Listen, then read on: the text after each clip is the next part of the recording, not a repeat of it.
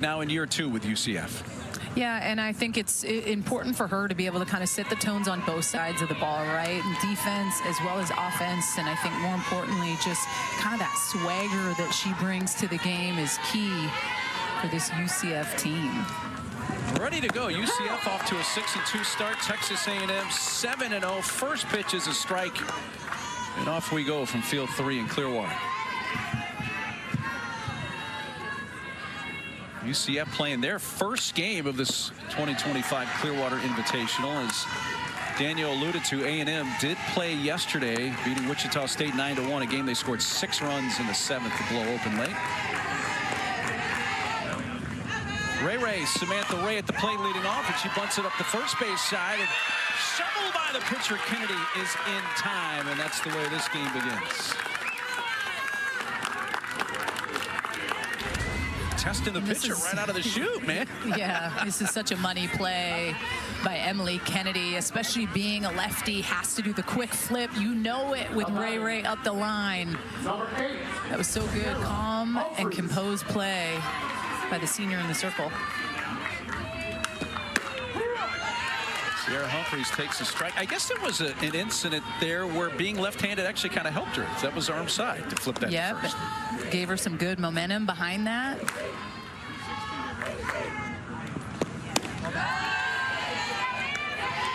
Excellent freshman year last year for CC. Sierra Humphreys. All Big 12 freshman team hit .333, 47 games, and you see the start she's off to this year.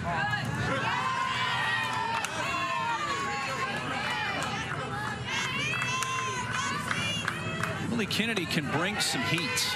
She's going to get it up on around 70 miles per hour. A lot of curveball, a lot of rise ball. Out towards third. That's gobbled up by Kennedy Powell. 2 quick outs in the top of the first. Tell me more about this arsenal of Emily Kennedy.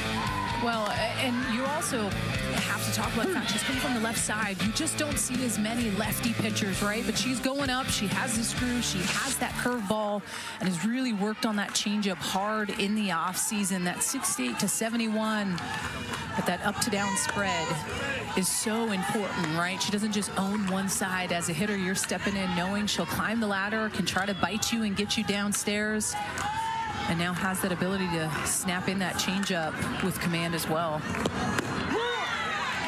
Stormy Kotzelnick takes a strike.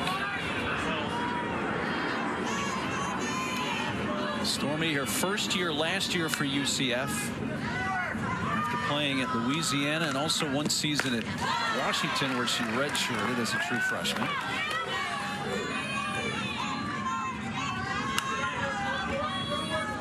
UCF lost a lot of talent from last year's NCAA tournament team. They need Kotzelnick to really step up this year. And that was one of the things I asked Coach Bear Malone about, was just kind of last year. And she said, listen, she came in late. We didn't even know if it was going to work out with her being able to transfer and all the things. And so finally she's gotten that full year under her belt with our team, and it's feeling good. Strike 3 call, so first strikeout for Emily Kennedy, who sets down UCF in order in the top of the first inning. Texas A&M about to come up in the bottom of the first. Let's take a look first at our keys to the game, brought to you by Shriners Children's Hospital. Well, and I think the importance for UCF being able to have that beast mode mentality. They have a true staff, own your job. And on the flip side for Texas A&M, I mean, to keep swinging it the way they have been, and more importantly, pitching with confidence, is key to their success. You're seeing Lena Elkins, the junior transfer, is getting the start and the opportunity here. And she started against Missouri and did end up struggling a little bit. So I like that she's getting the ball again in her hands. Sometimes there's nothing worse than when you are a part of a staff where you're not maybe pitching every day, because this game has changed and evolved, where you kind of have to sit and stew on maybe a performance where you didn't feel as good.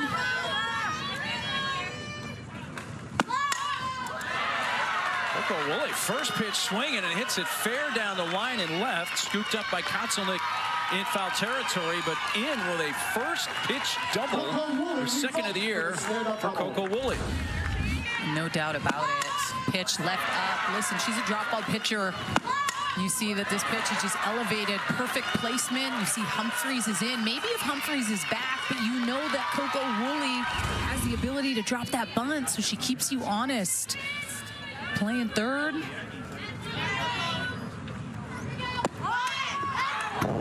There is Powell attempting to bunt. I was looking at that swing from Woolley on the replay. Did she just kind of stop her swing? Just kind of a half swing? Still a little slow and poke. Saw something, barreled it. Has such good, back control through the zone.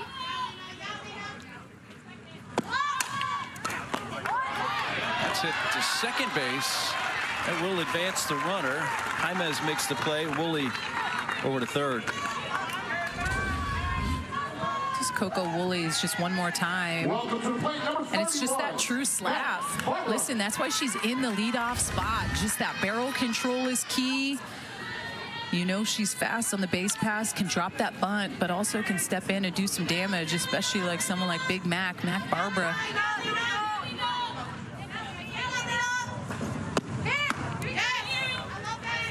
Yeah, she definitely just kind of, like you said, slapped that down the left field line. Mac Barber now at Texas A&M. Her old team, San Diego State, is here as well in this Clearwater Invitational.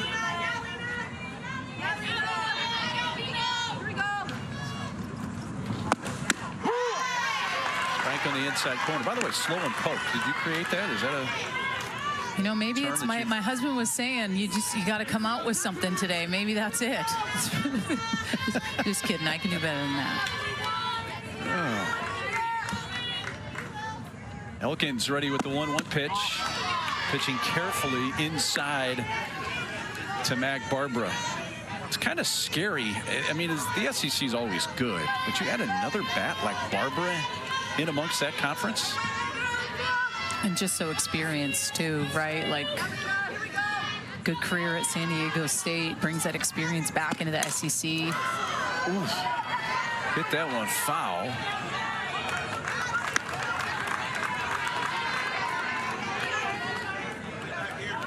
So look at your A&M lineup for head coach Tricia Ford. Eshte, really kind of a second leadoff hitter at the bottom of the order. Yeah, and that was something that Coach Trish Ford mentioned. She really doesn't put a nine hitter down there that is not a table setter. Someone that turns the lineup over. And I mean, 1 through 9, this Texas A&M offense is deadly. Think about anyone that steps in the box can do some damage. The short game, the speed that this team brings.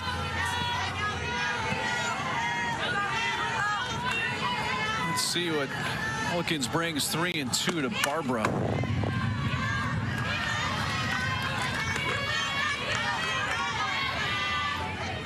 And you'll see someone like Lena Elkins who does mix changeup in quite a bit. I mean, last year she was 52% drop, 17% change. Good difference between the two.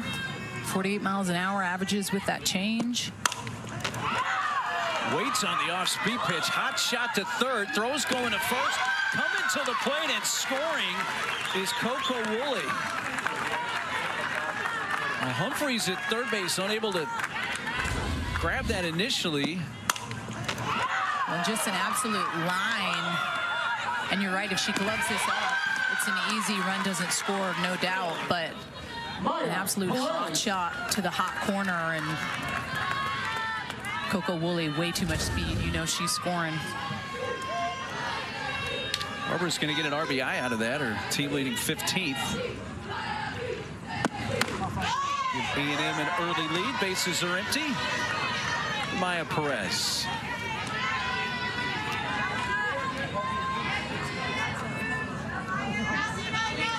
Couple hits for Maya yesterday against Wichita State.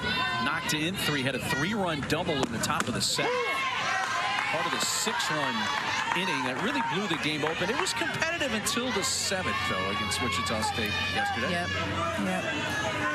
3-1 going into that top of the 7th inning. Wichita State, just a couple defensive miscues.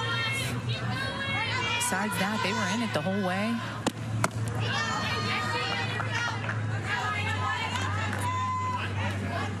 I like it. Damon behind the plate, just calling a quick time to Smokey Eds behind the plate to kind of go get on the same page with Lena Elkins. Listen, falling behind, we know you have to bring something a little bit sweeter over the heart of the plate. So I think it's just, hey, we got 2 down. What do you want to go to? Let's go attack, get out of this, and get back in the dugout. Here we go, 2-2.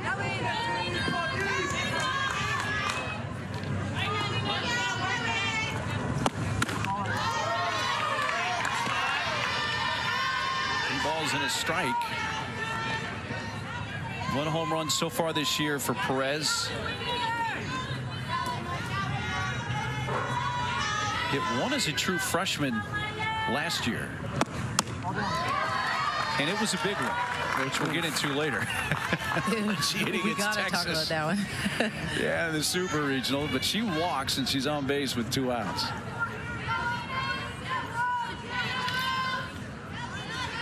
Lena Elkins has worked on that upspin a little bit to just kind of add to her repertoire. She's known for having that drop ball, that true spin down in the zone, can flip that change. Off-season work with Coach Cindy Ball Malone has been to get a little bit of that upspin, just kind of change the eyes and almost make that drop ball look a little bit better because she can climb the ladder.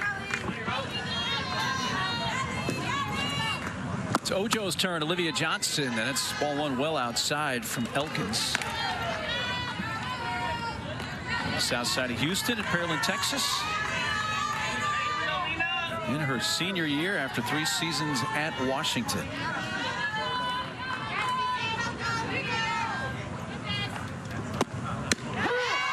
Perfect pitch, so good, so deceptive. Her body, true power pitcher through. So when you see just this spin off, so pretty, that flip change.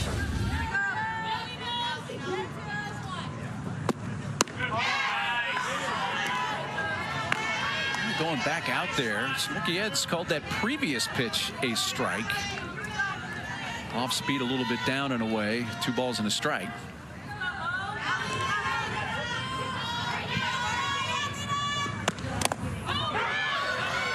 And that hit her. That'll be a hit by pitch.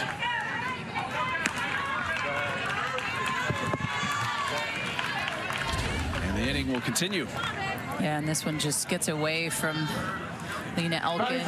Just kind of gets that back leg of Olivia Johnson. It's going to be a quick timeout by Coach Cindy Ball Malone. And I think it's important. I mean, consistently falling behind in counts is not setting yourself up for success. And that's something that Coach Bear talked about on the coaches' calls. It's just these pitchers have to be able to do a better job of, you know, fine-tuning what makes them successful. And when it comes to that in the circle, listen, you fall behind on these hitters, you're constantly having to bring the ball a little bit closer over the dish. So I think being able to go out and just lay the ground rules, be better. You have 2 outs.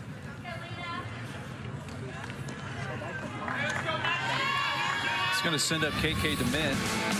Hit a solo home run in the game against Wichita State yesterday. Yeah, this freshman has been so much fun to watch. Dead center home run yesterday, watching her play defense. She's fiery, she's feisty. And you just love, Mark, when these freshmen get the opportunity to play right out of the gate, right? Don't see it as much anymore. Especially with that addition of the, you know, transfer portal since COVID. Like, you're seeing a lot more athletes get picked up there, and freshmen kind of having to wait their turn a little bit to get those opportunities, maybe sophomore year, junior year, but she's coming in and making an impact right away.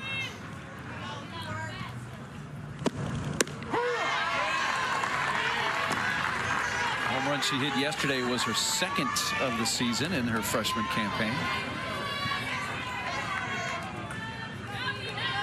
7 for her first 19.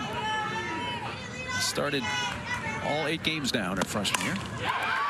Belts that one towards right center field, and that is over the head of Maddie Simon, up against the fence. It'll bring in run. Down to second with a double is DeMint.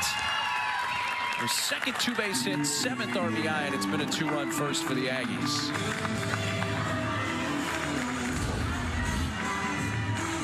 Well, this pitch just isn't doing enough for me.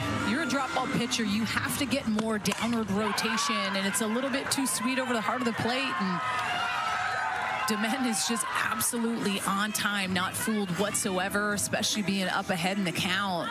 It's a hitter's pitch all day, and she executes.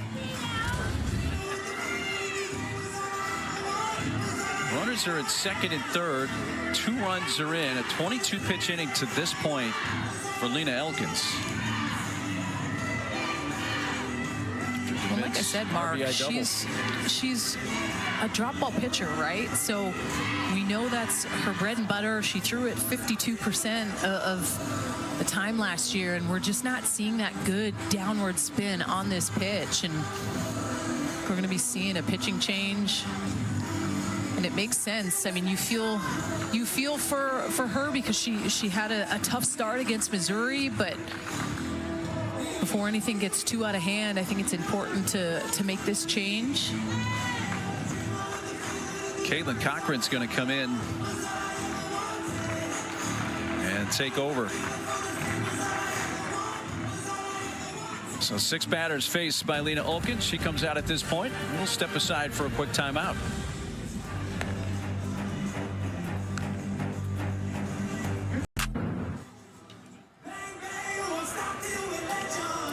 Caitlin Cochran, now in her 3rd year in the program at UCF, takes over in the circle. Yeah, and I think this is key and important, especially with UCF.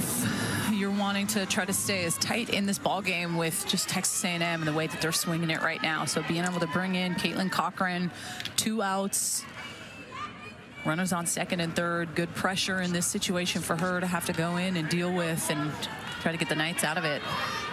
On the plate for the Aggies, Elkins faces 6 hitters. Gives way to Cochran, who will face freshman Frankie Rajul.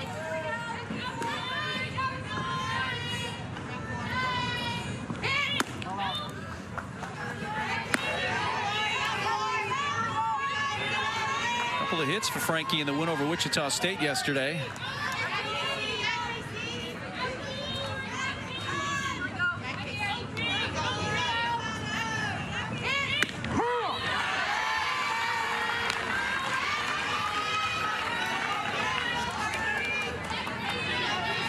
Big numbers to start the career at Texas A&M for Frankie Vrajel.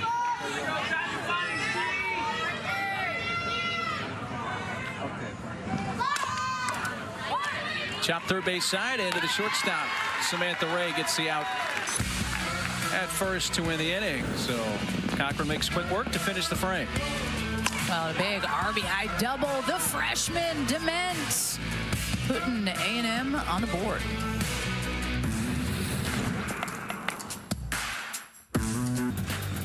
Beautiful Friday morning. Clearwater Pier as we come back inside Field 3 at the Eddie C. Moore Complex. 2-0 Texas A&M. UCF bats top of the second. And cleanup hitter Izzy Mertez leads off. On the plate for the Knights, number 28, Izzy Mertez. Southern California, Chatsworth. True freshman. That is a tough pitch.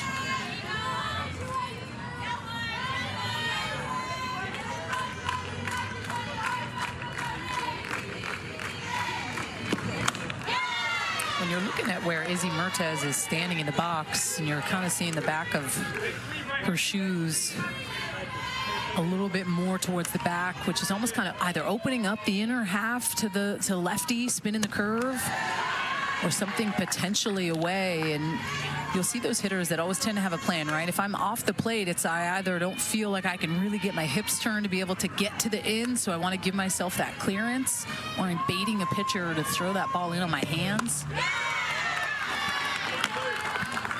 Second strikeout for Emily Kennedy. Just climbing the ladder. Good pitch approach. You saw the big swing and miss on the rise ball a couple pitches prior. Made their 4th consecutive NCAA tournament last year. Their season ended in the Tallahassee Regional. in what was a great pitching matchup between Sarah Willis and Maddie Pinta that didn't end until 2:30 in the morning Eastern time. That's when the season ended for UCF. Yeah, 4 hours and 28-minute game, and you were on it, as I recall. That grazed her, a hit by pitch of Taylor Kettleman. We were wondering if there's an NCAA rule that we'd have a drop dead time, but apparently there is not. We were going to play till dawn if we had to in Tallahassee, but it finished at 2:30 in the morning. And this just kind of nicked that Evo Shields.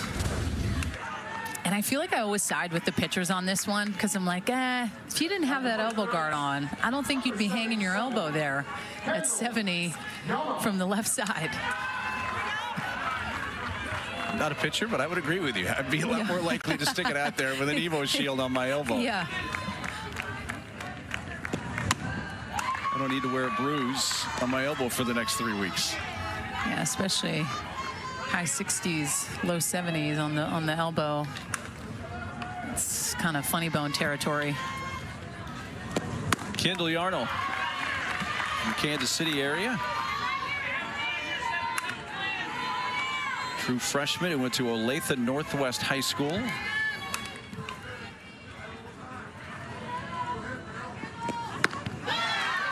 Making her third start. That's the hammer pitch right there, 2-0.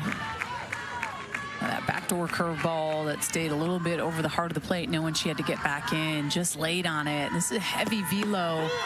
And sometimes you'll see, Mark, early on in the season when you're facing those pitchers that tend to throw, upper 60s, low 70s, pitchers tend to dominate sometimes a little bit earlier on in the season, and then the timing of the hitters tend to work itself out. But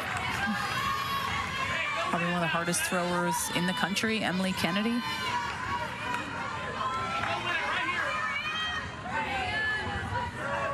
Worked to a 3-2 count. It's lofted out into shallow center field and will drop for a base hit.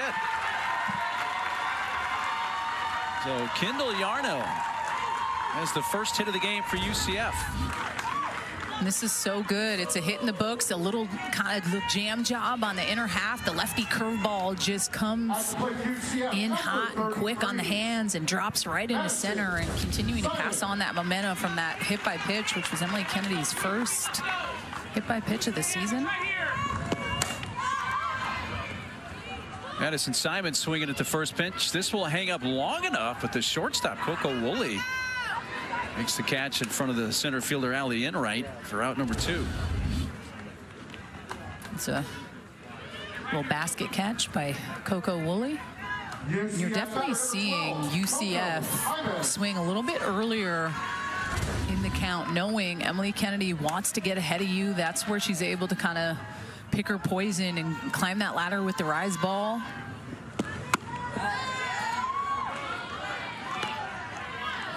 Brings that one up and into Coco Jaimez, freshman from Riverside Poly High School.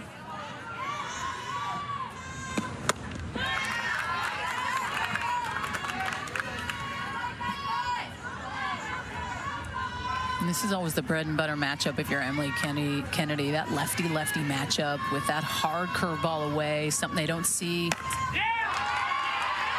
It's dropped into left field, and Bear's going to stop the runner, and now the runner takes off from second to third, coming home to the plate. Save!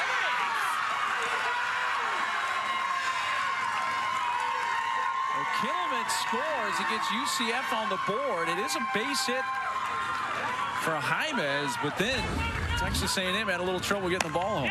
And this is such a good piece of hitting by Jaimez, just plops it in, and you see Coach Cindy Ball Malone holding her, but then that little defensive miscue, it gets by Olivia Johnson. But man, I thought this should have been a for sure out. And listen, there's a lot that catchers are trying to worry about, right? Like, we know the obstruction call is a thing. It was last year.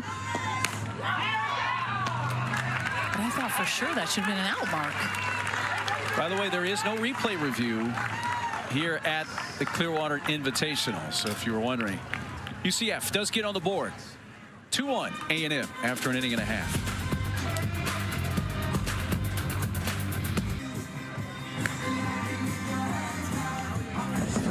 All right, right, let's take a look at this play at the plate. And you see Johnson had the ball in her bare hand, put it in the glove as Kittleman comes sliding in head first. But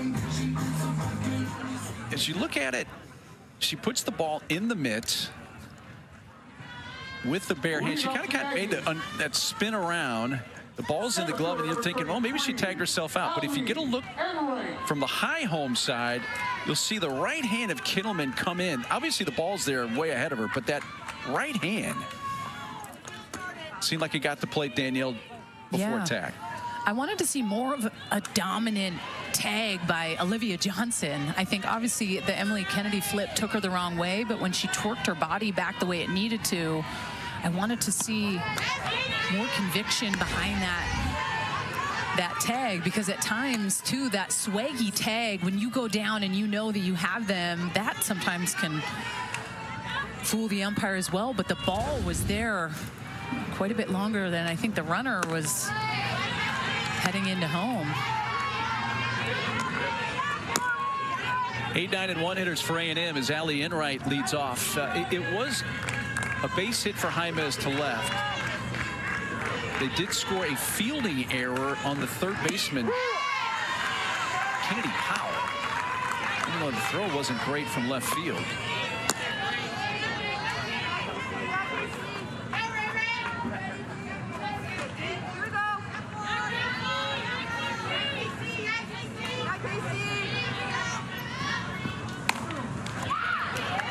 Jammed. It's floated out into center field. That's going to drop in for a base hit for Allie Enright.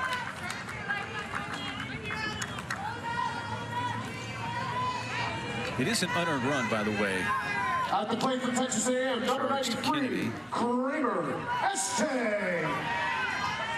Texas A&M 15-9 in the SEC last year. Made their first super appearance since 2018. And what a super it was against their arch rival, Texas. It had a lot of twists and turns.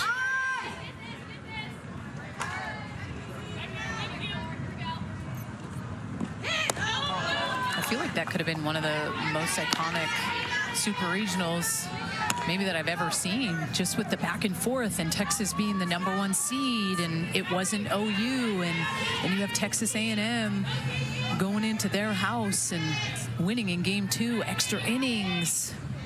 Maya Perez home run that got him back in it. There was just so much back and forth that was incredible. Trinity Cannon, I think she hit 3 or 4 home runs. Like, there was just, it was one of the best series to watch. It was, no doubt about it. Wildly entertaining, man.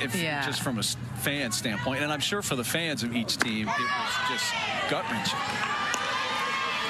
And I think too, like, hats off to Trish Ford. I mean, that was year 2, and she was taking them to game 3 of a super regional, getting them that experience and pushing to maybe try to get to Oklahoma City. Like, that's incredible for her to be doing that in year 2. Well,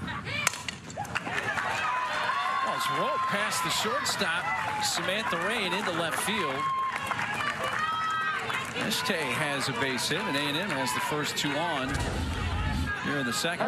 Well, not too shabby when your 8 and 9 hitters are just setting you up for success at the top of the lineup. Este batting .538 from the 9 spot, left side, can drop that bunt, and it's just back-to-back base hits here and giving Coco Woolley a chance.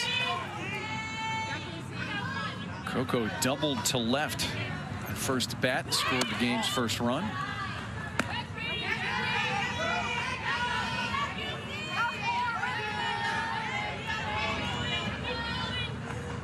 Texas A&M ranked 5th in the nation right now.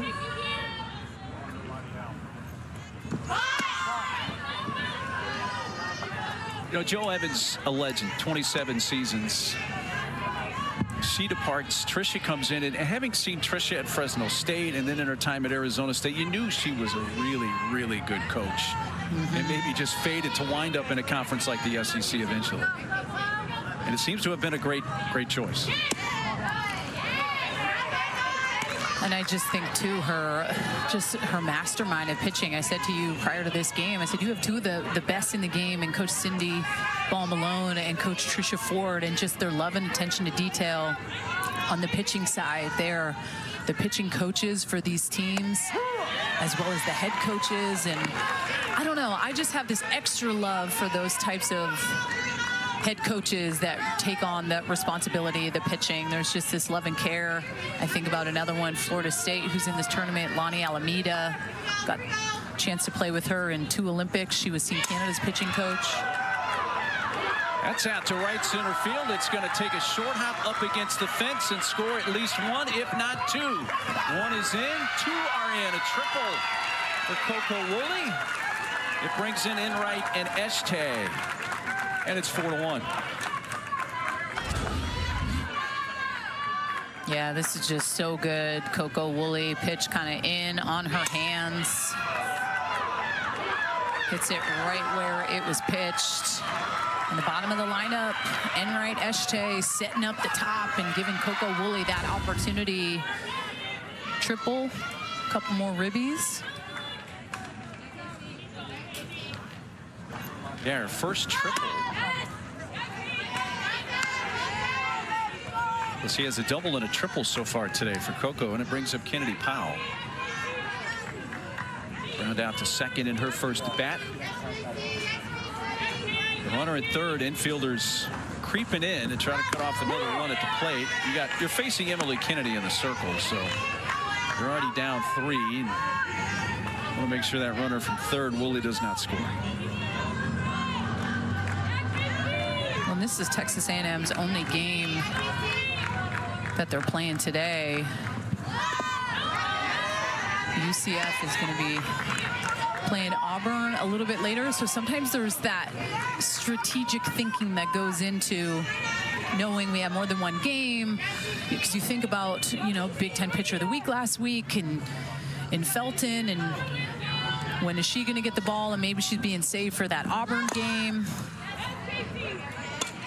But sometimes these preseason tournaments, you think about those things, right? It's just like, okay, hey, how are we going to set up our pitchers? And that's something Coach Bear, Cindy Ball-Malone talks a lot about. Like, her and Shannon Sale really talk the matchups and what works in the flow and when to bring people in.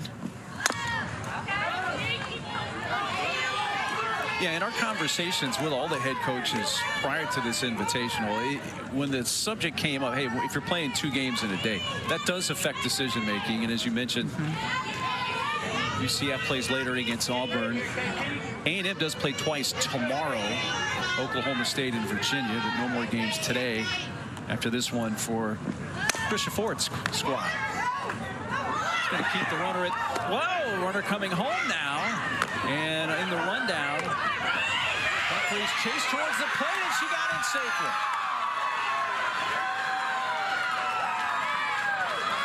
Right back to Cochran. It looked like an easy play, and by the time she looked to first, Powell was getting down the line in a hurry, and then Woolley able to score in that rundown.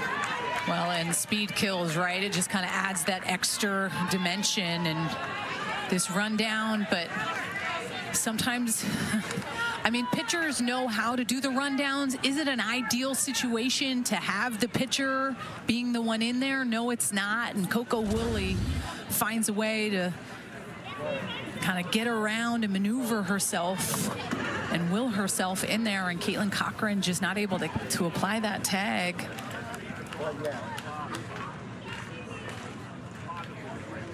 But it's not to say that pitchers can't field their position and do it, but I will say, I'll just use myself as the example. Back at Washington, not ideal for me to be the one in the rundown. I want the ones that, you know, that's their area of expertise to be doing that, not me. I'm there to back up, and if I'm the last resort, let's go. But let's take one more look at it. And I thought she was going to 1, but the thing for me was that Yarnell was pulled in. She wasn't at the bag, which left Cochran kind of high and dry because she couldn't make the throw. And that was really the biggest thing there. That throw needs to go to first, but the first baseman wasn't at the bag. So then you respect that speed of Coco Woolley, so you take that second look, and action happened. Scored just a straight fielder's choice.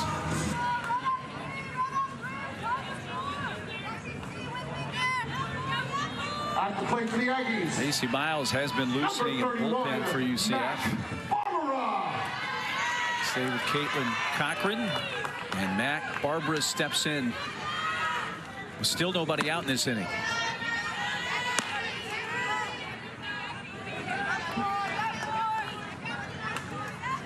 RBI ground out to the left side for Mac in her first at bat today.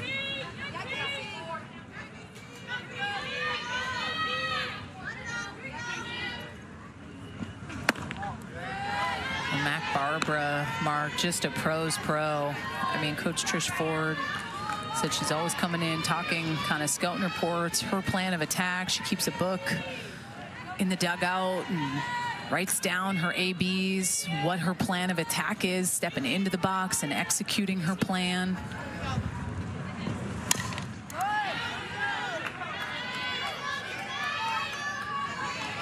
A&M has already scored 5. A runner at third, nobody out. Most runs allowed by UCF so far on this young season is 5. Once to Liberty and once to Mizzou. Mizzou scored 5 in the first. UCF came back, won it 6-5 in 8 innings. It was the largest comeback win against a ranked team in UCF school history. That was played on the UCF campus. And that'll get the 6th run of the game home as Jaimez shuffles to first, and Barber gets another RBI ground out.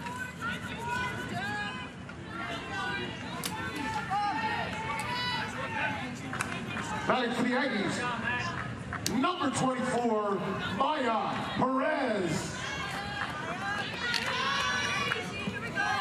The bases are empty with 1 away from Maya Perez.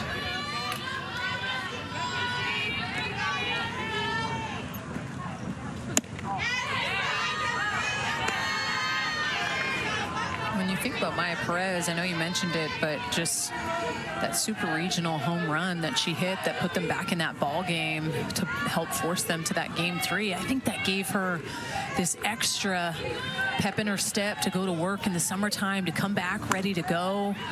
Coach said she was fitter, she was ready to rock, and I just love all of those things, right? Like sometimes it just takes that one moment of pressure to be able to step up and rise, to go like, dude, I can do this. Like I can be that player. And sometimes leading up to that, there's maybe that little hint of doubt, but no more for Maya Perez. As to me, she's one of the most important pieces on this team offensively, because she's there to cover Mac Barbara, right? Like there's going to be times when you have to pick or choose. Do I want to go to Big Mac, or do I want to go to Maya Perez? And you're going to probably put on Mac Barbara, which means she's going to have to step up for her team in some big situations.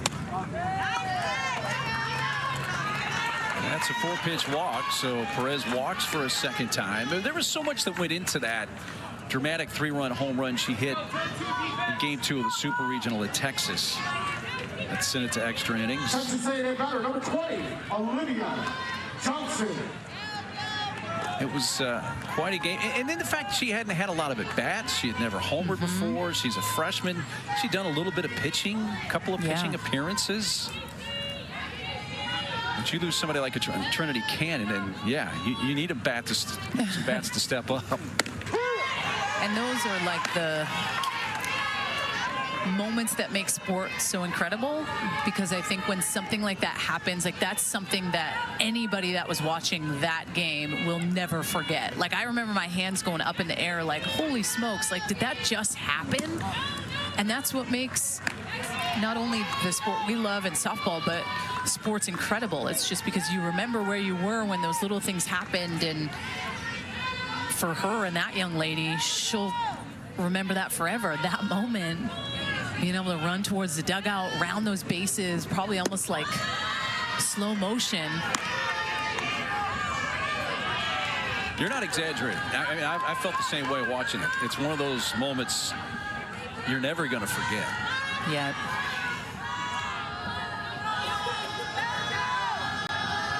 One pitch to Olivia Johnson.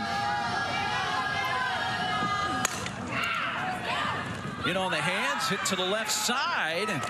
Spinning throw. Just trying to get Perez off the bag. But a nice play by Samantha Ray to come up with that on the fly and get the second out. Almost got him out of the inning.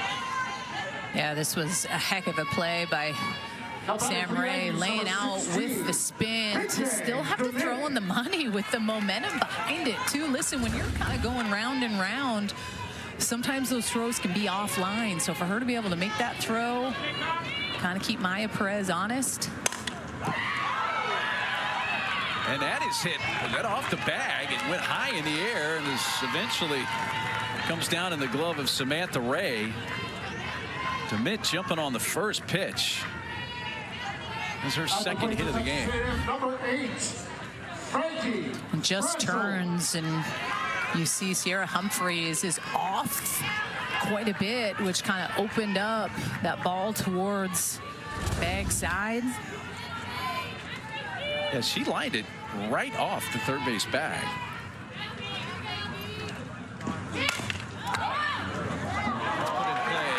And unable to come up with it. Jaimez. The inning will continue. The bases are loaded.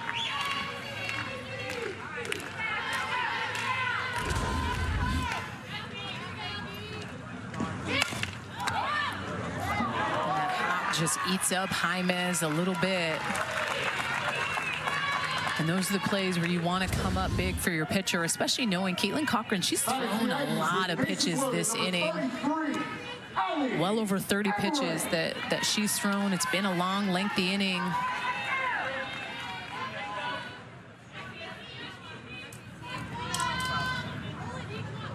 Error charge to Jaimez, and Texas A&M has batted around here in the second. Emily Enright began the inning. The base hit to center field.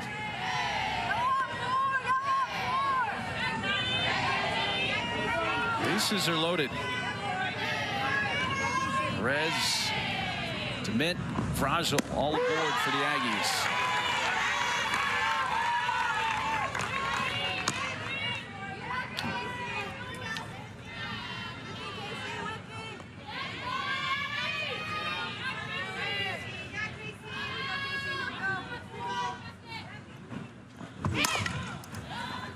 Enright chops it to short. Ray goes to first, and that ends the inning. The 10 batters come to the plate in the second inning for Texas A&M, and they score 4 times and take a 5-run lead after 2. Yeah, smell like money.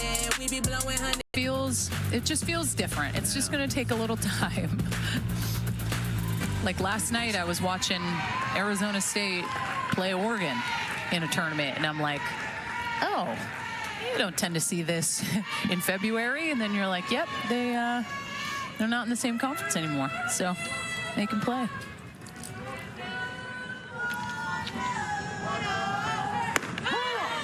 Coco Jaimez takes a strike from Emily Kennedy. And you know what? It's a shame in every sport for the Pac-12, but especially softball. I mean, that was the genesis, the heart of college softball begins with the Pac. That's the third base, and a nice play by Kennedy Powell to get the first out.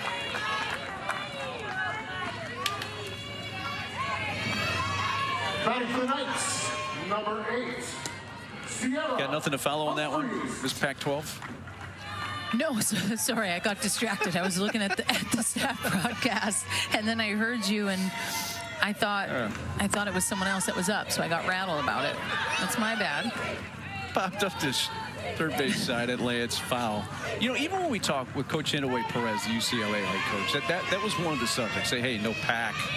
She's like, yeah, you know, we're going to travel to Iowa. We're going to travel to these different places we have before. It's going to be a lot different.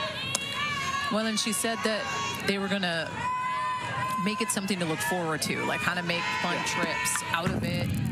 There's some family of some of the athletes that are kind of in Big Ten territory, so you know, some kind of home cooked meals and just all the things. And I think it is a cool opportunity when you haven't gotten the chance to travel and play Big Ten. It's now something you're going to get the chance to do and go see some of these stadiums and things maybe you would not have got to do throughout your career if you were in the Pac-12. And listen, probably going to be a little colder than maybe UCLA may like it, because I remember when they'd come to Washington, every single one of those ladies had a park on.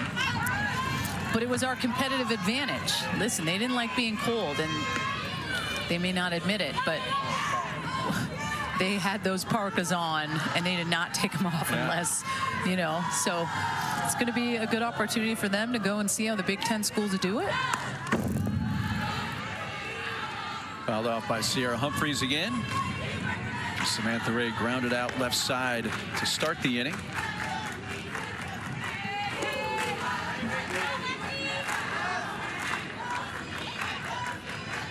UCF trying to get a rally going here. 1-2 pitch right off the end of the bat.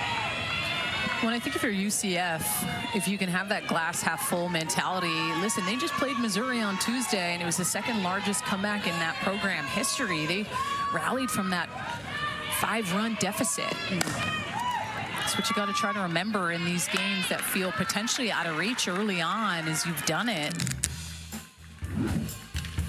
Well, conference realignment, let's all get used to it. And if you need a little refresher, you had OU and Texas that moved from the Big 12 to the SEC. And then the demise of the Pac-12. Now, that's so sad to take all those cards away, and now you flip some of them to the Big 10, some of them to the ACC, some of them to the Big 12.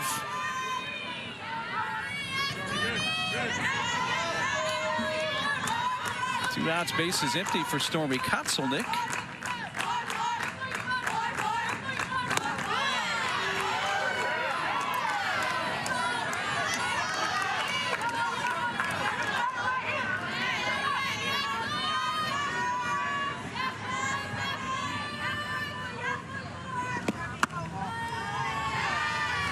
And that one inside to Stormy. 2 balls and a strike.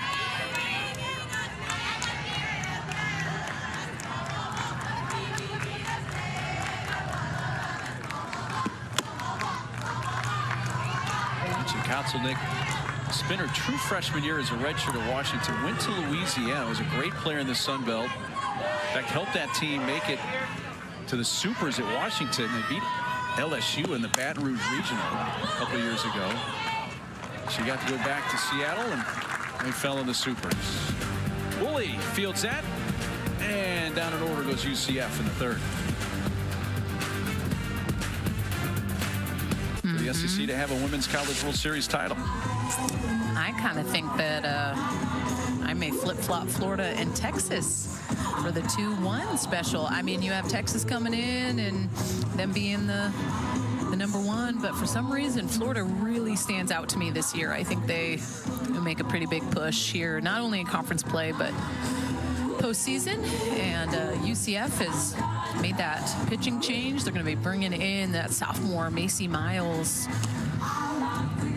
Good opportunity for her to just try to keep her team in it, right? Like, this is where you want to stay. You don't want any more runs going up on the board. You know you've come back from that 5-run deficit of Missouri just last week.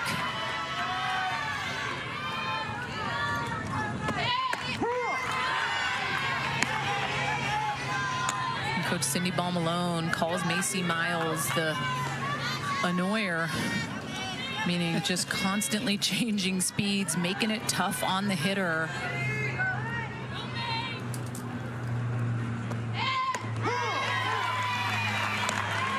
Changing speeds there, and she's ahead 0-2. Macy didn't pitch a ton as a freshman last year for UCF.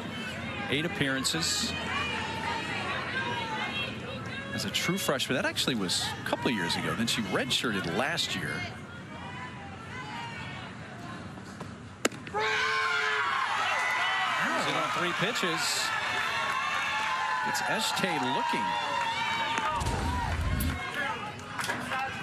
This is a statement. 56 miles an hour. Great job by Damon behind the plate.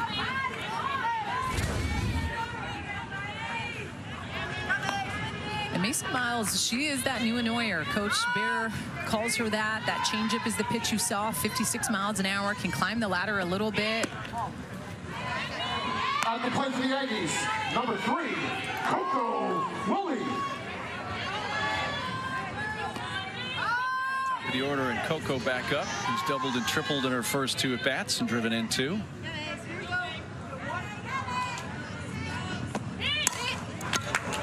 Waited on it, hits in the air to right field. A diving attempt. Kettleman able to get the ball in, but that's A 2-base hit for Woolley, who has 3 extra base hits already in this game, and we're just in the bottom of the 3rd inning. Well, in our 200th career hit, but like you just see the body, the bottom half wiggle on the change, but is able to stay back behind it. Learn from the AB prior of Eshte with her getting frozen and just continuing that momentum in the leadoff spot. Dang.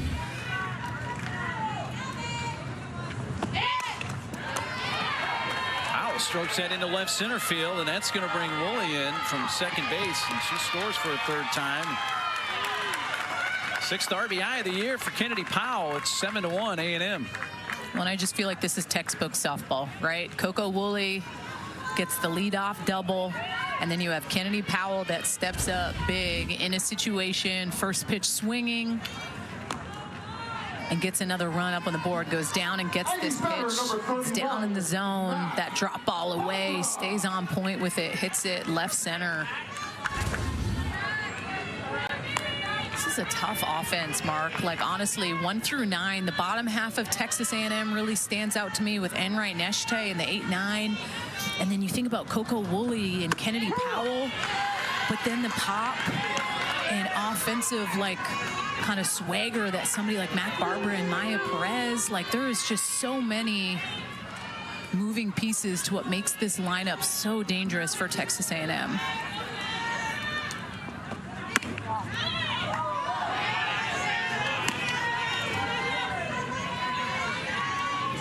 Trisha Ford's team, we mentioned you got to replace somebody like Trinity Cannon. And then there were others like Jasmine Hill in center, Julia Cottrell catching, and Rylan Wiggins, really great second baseman. But the pieces seem to be there, and the additions right here, Mac Barbara.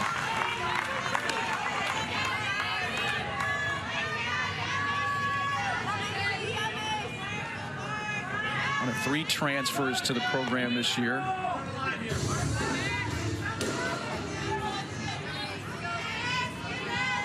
One-two pitch coming from Macy Miles.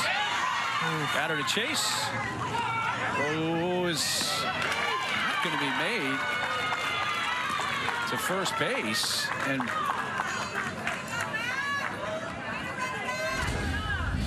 catcher Damon kept looking at second base.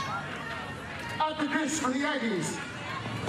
And this is so good. You know why? Because Kennedy Powell is giving enough leeway to keep Damon honest behind the plate to get Mac Barbara up the first baseline with the drop 3rd strike.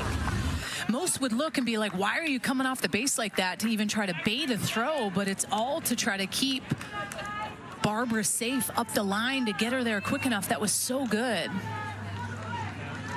Yeah, you used the right word. Pitch runner, 99. Baited. Baited was what happened there. She did this on purpose. For sure, and it's that extra little quick hesitation to go towards 3rd that gets Damon to want to make that throw down when it's like, hey, I get it, we want to get outs at this point. And the last thing you want to do is have Kennedy Powell get to 3rd base, but still you just had a pretty swing and a miss by Macy Miles to Mac Barbara. And that's kind of the softball IQ sometimes that, like, you can't teach that, right? Like, that's like an internal instinct in the moment. Hey, the ball bounced, that's a drop 3rd strike, no one's on first, she can get there. I can kind of initiate this and get the catcher out of her zone. And now we got runners on 1st and 2nd with 1 down instead of just Kennedy Powell on second base with 2. You see Kelsey Mathis running at first for Barbara. No, that's a veteran move by Kennedy Powell, who's now a junior. And again, she just read that situation. Yeah, it's in the dirt. So she's like, I'm at least going to make a move towards 3rd. And she knows Mac's running now to first. It was wonderfully orchestrated. And baited was the right word. And again, same thing right there. Speed kills. It just adds this other element of pressure to you to have to make that split decision. And you see how far she gets off, but it's that initial read, seeing the momentum of Damon move towards second base to make that throw.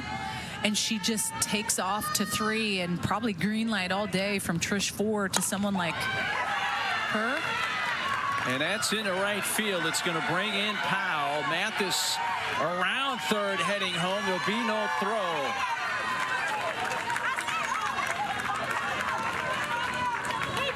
Perez reaches base for a third time. Her first hit at RBI double, and it's 9-1.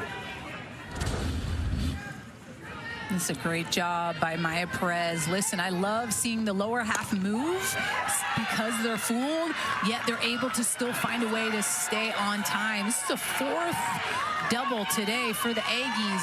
And I think, too, something to think about what makes that extra run so important with Mac Barbara and allowing her that time to get to first base is now it's that run rule situation, right? There's only 6 more outs to play with for UCF in the top of the 4th and the top of the 5th to be able to try to score a run to prolong this ball game. You know, Beth Damon is a true freshman catching for UCF. She's going to learn a lot of stuff, and she's going to learn what Kennedy Powell just pulled off in 2 different ways in that inning is a learning message for Beth Damon behind the plate. Number 20, Olivia Johnson.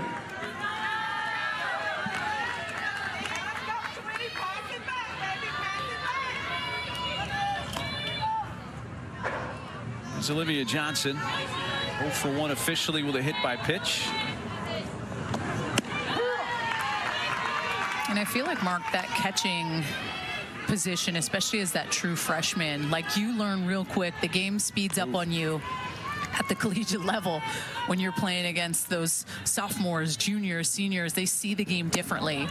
And these are good moments for someone like Damon, right? Like, this is a preseason tournament. This tournament is postseason feel all the way. I think you learn a lot about yourself internally, about those little things and how you may approach a situation like that differently the next time. Yeah, it's going to help Beth Damon in the Big 12 this year, coming and playing here. I mean, you know it. You were a pitcher. If you don't have a quality catcher, you got nothing in this game. Catching is so important. Yeah, I almost kind of see them as the heartbeat of the team. They touch the ball every pitch. They keep the momentum alive. They keep us crazy pitchers in check. I think there's so many jobs that they have to do. And it's such a hard job. They do so much. Yeah. A lot of demands on catching. And even more so when you're a true freshman. 3-1 is hit towards short. That's the third baseman who has that. And Cece able to get it there in time. That's an infield hit. Olivia Johnson. Perez remained at second. Cece did all she could here. In and out at first. And you see the defense back, and Sierra Humphreys does the little spin, but this ball, just almost like a cue ball effect, kind of off the end of the bat, had a lot of time to get to Humphreys, and Olivia Johnson gets up the line, and just so much momentum here going for Texas A&M. Still only 1 out in the inning. Drop slow from Macy Miles.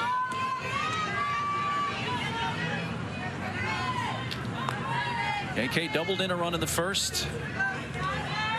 Singled in the second.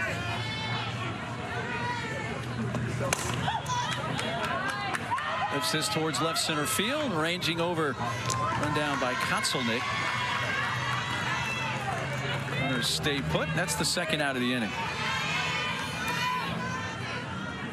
Well, when I look at, you know, Texas A&M and Kramer Eschte leading off here with that backwards K, and then the top of the lineup being able to adjust, right? It's like, okay, what did Eschte just see? What type of pitches? What's the homework on this pitcher? So when I step in the box now, I'm not going to have the same outcome. And I mean, the top of the lineup just so powerful, speed, so many different tools in the toolbox that they bring to the table. And just 1 through 9, like I don't toot offenses much because I'm a pitcher and I always want to root for the pitchers, but this is a really tough offense for Texas A&M. I have come away in only not even 3 innings vastly impressed with Texas A&M offensively. And they have Emily Kennedy, so I don't mean to neglect the pitching side. She's fine. Brazel in at the knees, 2-1. When I think the biggest thing to think about for Texas A&M is you have Emily Kennedy, so who else is going to rise to the occasion to be able to kind of take the load off of her potentially. So maybe you have a fresher Emily Kennedy going into a postseason in 2025. That's belted into right field, a base hit, heading for the plate. Here comes Perez. There's the tag. Got her. Perez thrown out. Kettleman out of right field. And that ends the inning. But not before A&M adds 3 more. Well, and maybe this defense here by UCF is going to get a little extra life going into them. Good tag by Damon behind the dish.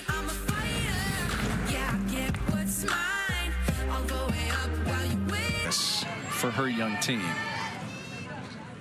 Well, and you don't know what you don't know. And I think being able to play these types of games and feel the feels of all the things, and sometimes seeing other things happen where you're like, oh dang, like this offense is swinging early and often, and they're not missing on certain pitches. Like those are all things to kind of add to maybe your game. But I also think a nod to respect, where I'm going to tip my cap, is if I'm UCF and it's the top of the 4th and it's 9-1 and they still have Emily Kennedy in the ball game, we got a pretty damn good offense. And so those are like the little things that you can't forget, even though like UCF may be young for sure, but you still have one of the top 4 pitchers in the country in the circle facing you, because they don't want to see you get back in this ball game, knowing that you have that big come from behind win against Missouri. Yeah, we didn't outline it, so we'll do it now. I mean, what UCF lost from last year's NCAA tournament team, Jada Cody, who was a franchise player for them. I mean, one of the record holders in most offensive categories. Chloe Evans was all Big 12 second team, Janisha Rowe, and then not even to mention Sarah Willis in the circle, who was spectacular. Picked 7th in the Big 12. So definitely younger than a year ago. As the leadoff walk puts Izzy Mertez on base for the Knights.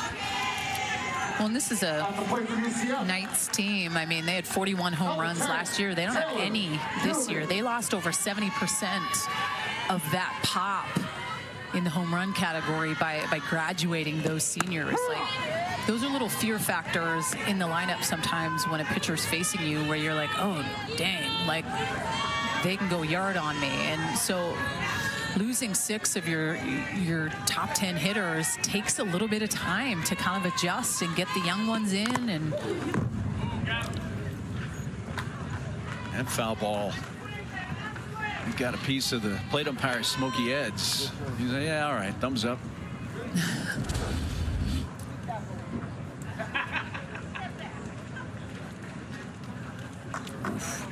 Right off the mask.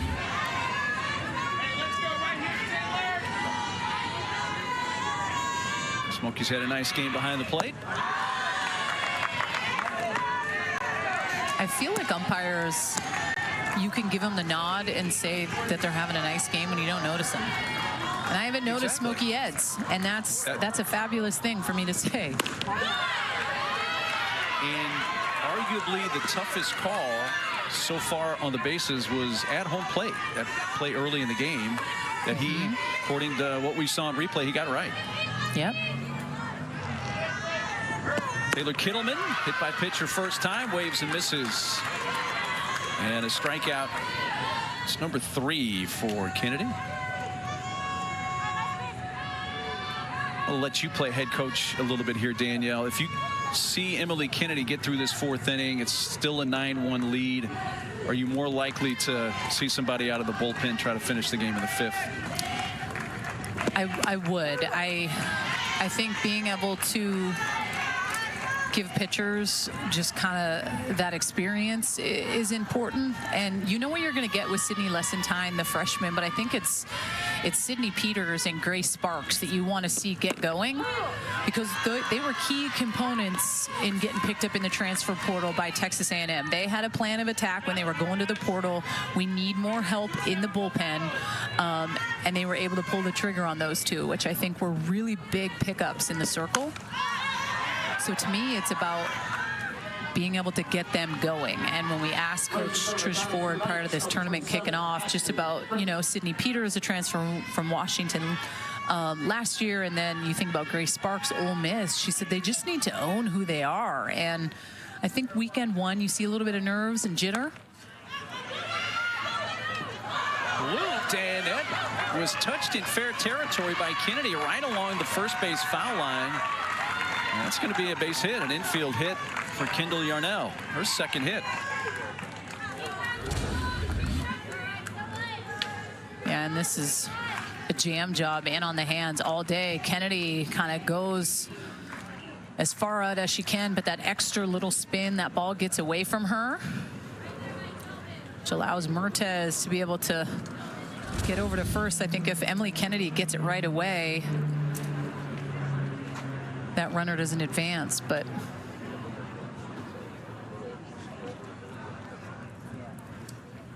I mean, the numbers don't lie. Year. Yeah, they do not, do they? And an ERA under 2. And you don't see it as much, Mark, with just the amount of innings that pitchers log these days, right? You're seeing a lot more pitch by committee, pitching staffs, where you're seeing pitchers, you know, get 60, 70 plus innings. But when you see those types of workhorse players like Emily Kennedy, 200 plus, I mean, shoot, back in the day, in our time, it was 300 plus innings. So we're just seeing how the game is evolving to where now 200 seems like a big amount of innings thrown. And offenses are just too darn good, where it's tough for one pitcher to be the end-all be-all. You need that good staff. So do you anticipate, because Emily Kennedy's 202 2/3 innings were the most in the SEC last year. That is a swing and a miss that will allow the base runners to advance. Now, there were 8 SEC series that they played in. She appeared in every game in 7 of the 8 series. Wow. And then you look at the Super Regional in Austin. She pitched 15 2/3 innings of the 22 total in Austin. Well, that's a strikeout. Do you anticipate her finishing under? And what I'm getting at is, do you take more of that workload off of her? Is the staff there to do that? I do know she went to town after the Supers last year and found a way, Coach Ford said, to just amp up the conditioning, amp up the nutrition, amp up the sleep, learn her body more. But I do think there is an important piece to the puzzle of success for A&M to have help in the pen. Like, you need to be able to have someone else you can rely on in the moment that can go and have her back, because there is nothing like that feeling of it's just me, right? Like, that pressure at times can eat you alive, and she owns it. But I think purely for the success of this team and where they want to go, which is Oklahoma City, and try to make a push to try to fight for a national championship, like, I think they need 1 or 2 others that are going to be able to step up and throw some really big games to give Emily Kennedy that rest that I do think she needs and deserves. Yeah, easier said than done when you get into the SEC, but like you said, it's been since 2017 that the Aggies have been to the Women's College World Series. Last national title, 1987. It was the year I was born, if you're wondering. Was not, but thank you for that information. I won't say what I was doing in 1987. I had been around a while. But they're already ranked 5th. So that tells you right away, this is a team that has earmarks for making it tough on us. 3 Ks in the inning. For Emily Kennedy, 9-1 A&M.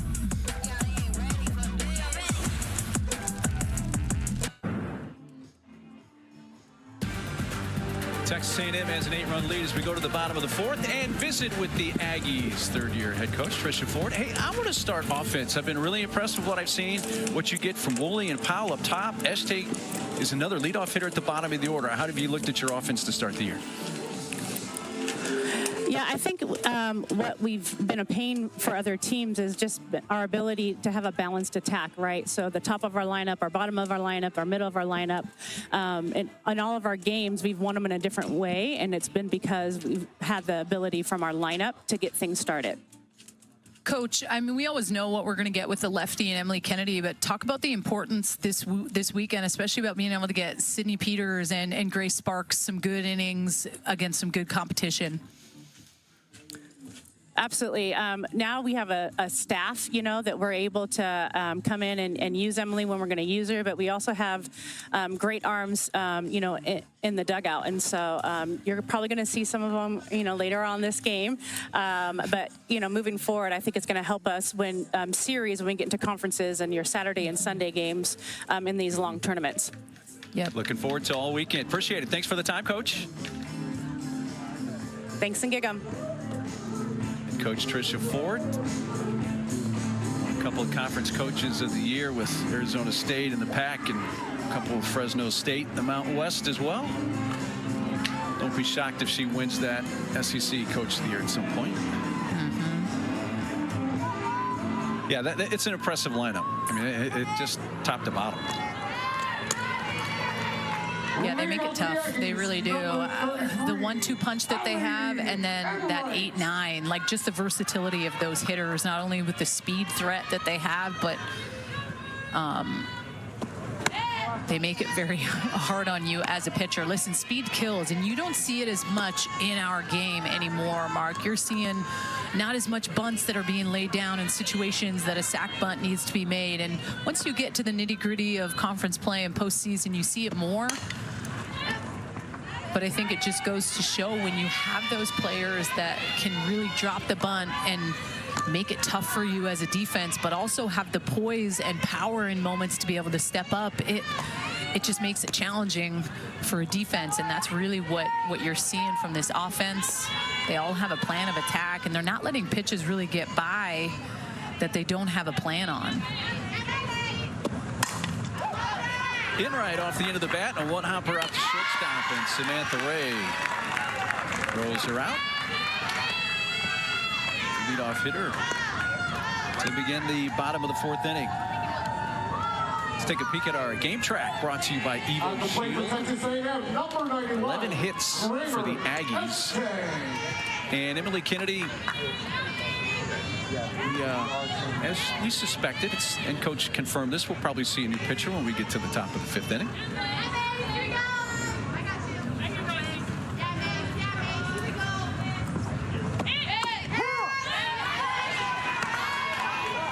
Here's Kramer Este.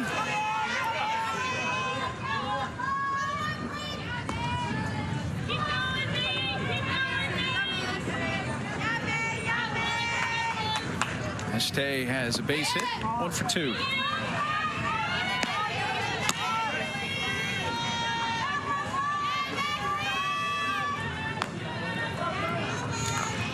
Casey Miles in her 2nd inning of work out of the bullpen for UCF.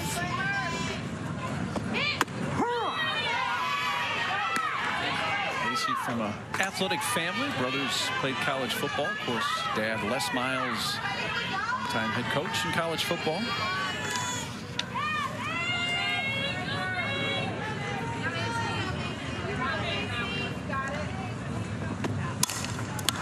Este goes after it, golfs it towards center field, and drops it in for a base hit. A pitching wedge just kind of went down after it, dropped it into center field.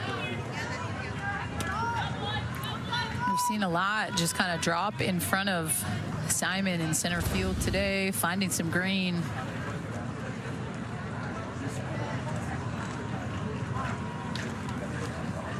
With Woolley due up, they're going to go to the bench.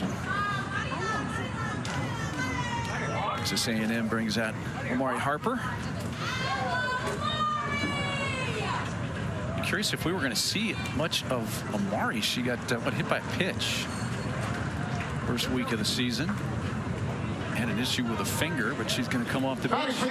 Bad here for Coco Wolf. 13, Amari Harper. You can see just even in the batting gloves, those fingers are taped together.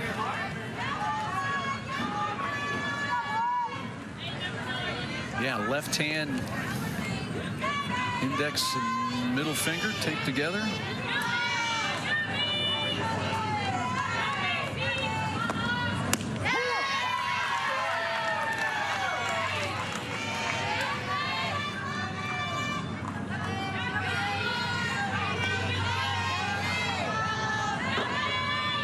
Mari, nice season last year, hit .348, third best on the team.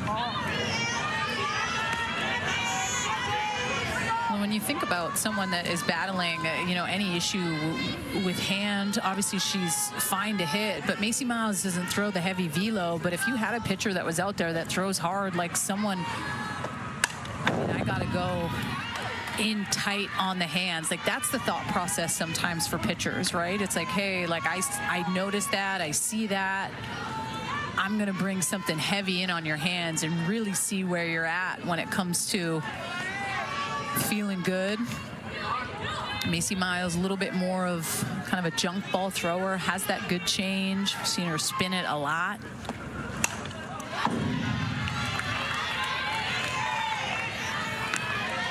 It's an 8-run lead right now for Texas A&M in the bottom of the fourth. If it stays 8 runs, then you're looking at UCF needing to score in the top of the fifth to extend the game.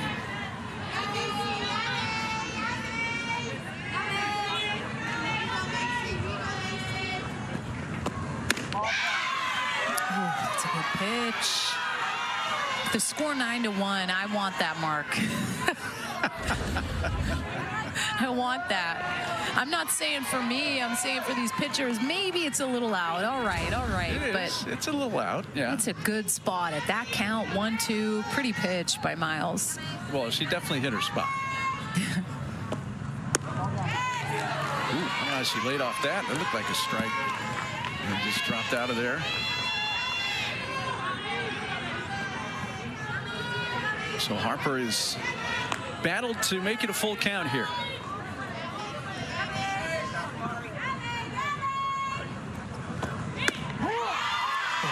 Amari takes strike 3. So Miles does wind up getting the strikeout.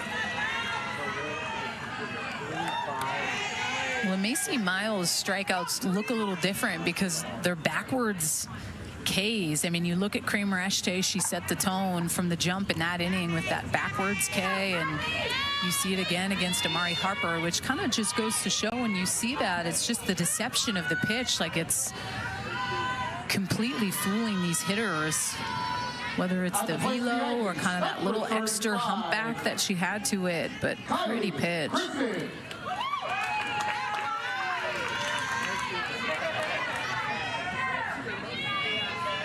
Griffin going to bat for Kennedy Powell.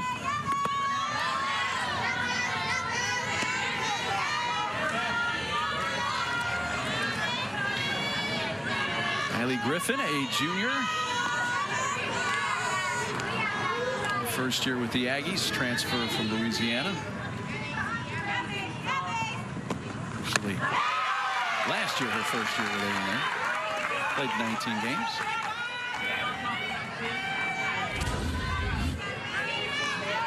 I mean, it just goes to show how tough this is to hit. Big swing and a miss. I'm going back to that pitch. Griffin pops it up out to second base, and Coco Jaimez makes the catch to retire the side. Nothing in the A&M fourth. UCF needs to score in the top of the fifth to extend the game. To early Friday afternoon here in Clearwater.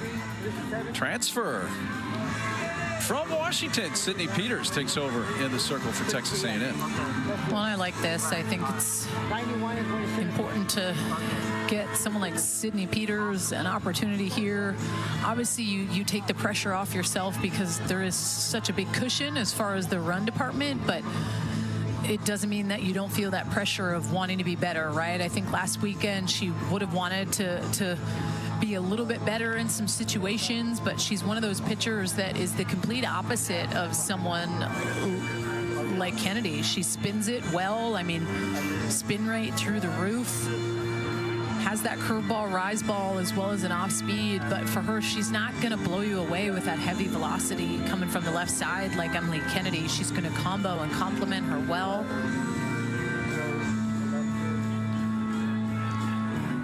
So 4 innings for Emily Kennedy today. But 1 unearned run on 3 hits. 9 1 and 2 hitters come up for UCF. They need a run to extend the game. And Dina Cunningham is going to come off the bench and lead off for the night. She'll bat for Damon.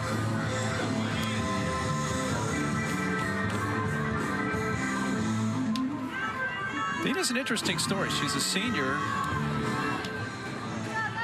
but hadn't played since high school.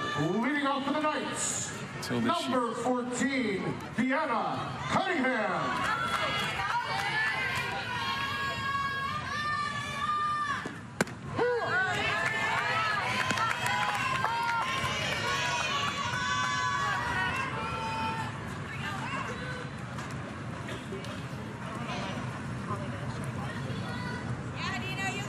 Coach Ford has come out. She's got to make sure the lineup card's good for Smoky Eds here. Just making sure everything's buttoned up. She hit for Woolley and Powell, shortstop and third baseman. And she can reinsert.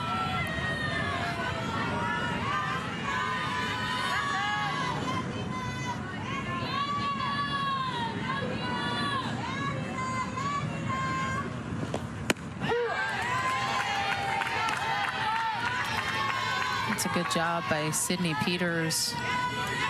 It's back-to-back strikes. I think that is so key coming into a game, being able to kind of set the tone, not only for your defense, knowing, hey, she's going to throw us strikes, but for your confidence as well.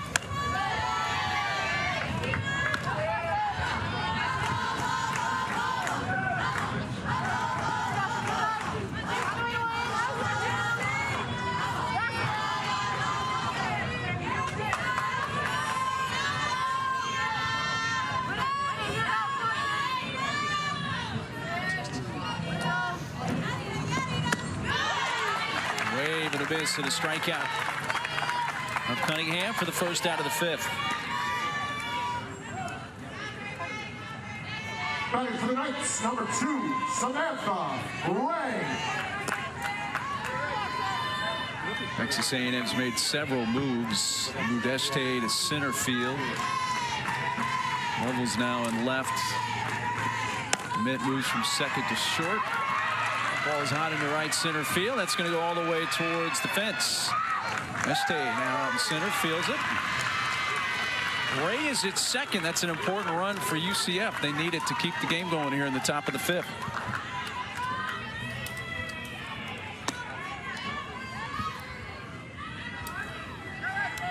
Second double of the year. Ray, Samantha Ray. Sierra Humphreys.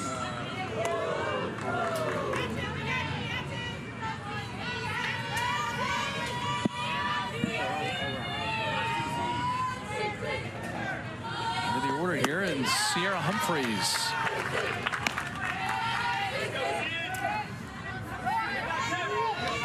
Sierra Humphreys, one of my keys to the game, simply just for her experience, her presence, and an opportunity like this. Runner on second base to keep this game going.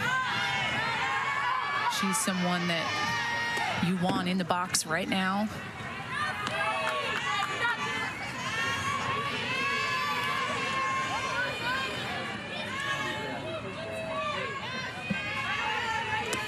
Ray is at second with 1 out. Humphreys a couple of ground outs so far today. 1 to third, 1 to second. And A&M leading by 8, so UCF needs to score at least 1 here. Send it to the bottom of the 5th. Check swing. Did she go? Yes, she did. Throw to first and not in time. Oh, it took a while. It was appealed down to the third base umpire, Jenna Bouillon.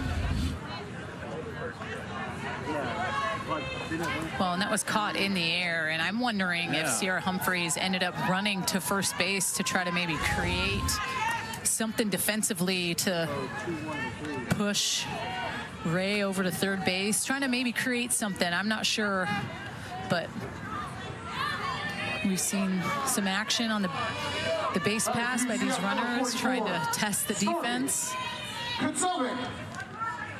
That was a strikeout of Humphreys. So there goes the runner for third.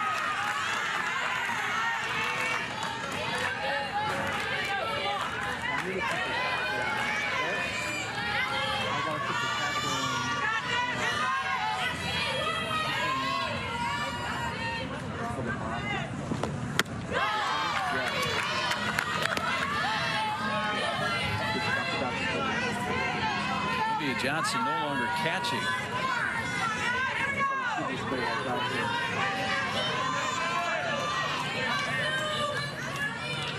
Baldwin is now catching. Dee Dee Baldwin, freshman.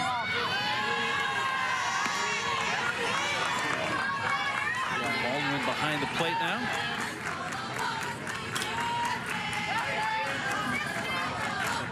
The run that could extend the game is at third base with 2 outs. 2-1 pitch. Nick pops it behind the plate. Out of play.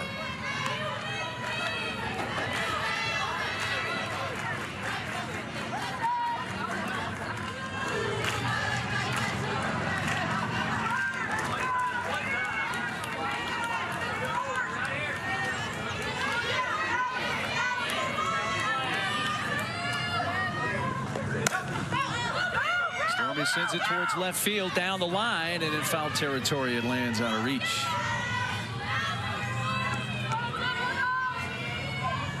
Nick, as you saw, the only UCF player to reach base in all 6 games coming in, has struck out and popped out 1 for 2 so far today.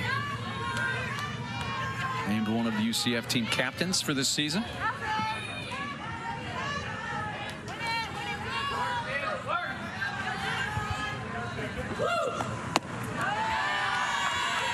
Count. And you just love to see the way that Stormy's playing right now. I mean, I know it's early on in the season, but just kind of that vet presence that she does bring. Didn't maybe have the offensive numbers she wanted last year, but you can tell she's going to be a rock for them. And a wave and a miss, and that ends the game. And UCF, which was run ruled only 1 time last year, that was by Iowa State. They get run ruled here as A&M gets their 3rd run rule win in 5 innings this season, and they win it 9-1. Yeah, offensively so good, and obviously Emily Kennedy is someone that sets the tone, but I think it was probably one of the best offensive teams that I've seen in a long time, Mark. Impressive today. They improved to 8-0, and again A&M doesn't play again